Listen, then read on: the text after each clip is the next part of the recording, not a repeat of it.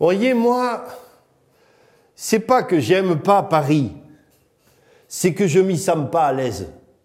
Mais c'est juste une question de langage. Tu vois, par exemple, quand tu vas dans une boulangerie, si tu demandes une chocolatine, on te regarde avec des gros yeux et il n'y a rien qui vient. Et alors tu es obligé de le montrer, tu sais, avec le doigt, là. Mais ça, là, ça. Oh oui, un pain au chocolat. Une chocolatine, voilà. Eh ben, ça marche pas. Ou quand tu dis, passe-moi le pain, va. Passe-moi le pain, va, toi et moi, on sait ce que ça veut dire. Ça veut dire s'il te plaît, ça veut dire je te prie de bien vouloir me donner le pain. C'est la contraction de notre politesse locale. Va. Eh ben, à Paris, non. À Paris, non. Si tu dis, passe-moi le pain, va, le type, il croit que qu'il veut que tu sentes, barre-toi, voilà, va-t'en. Va, c'est va des rétros. Alors, je suis pas à l'aise. Non, franchement, à Paris, je suis pas à l'aise.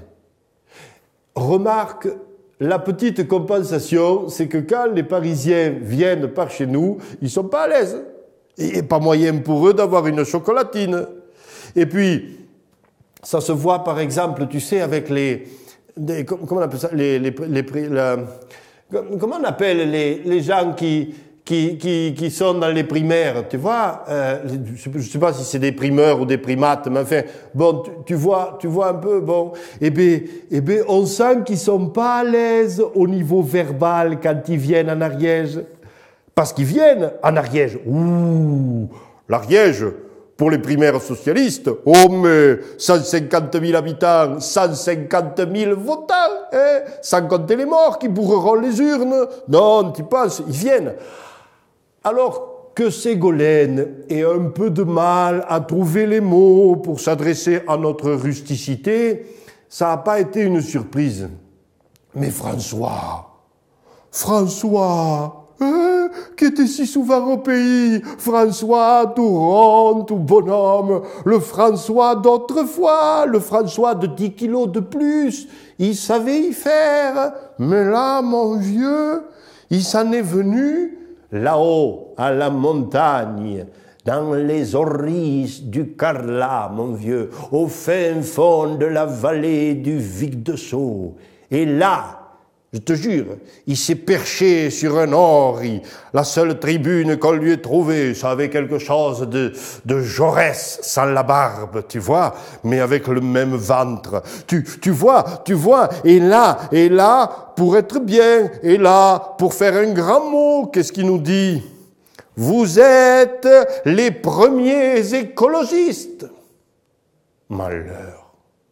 Malheur, François, la chose à pas dire. Les 3 ou 4 premiers rangs, c'est bon, ils ont fait la traduction, ils ont hoché la tête.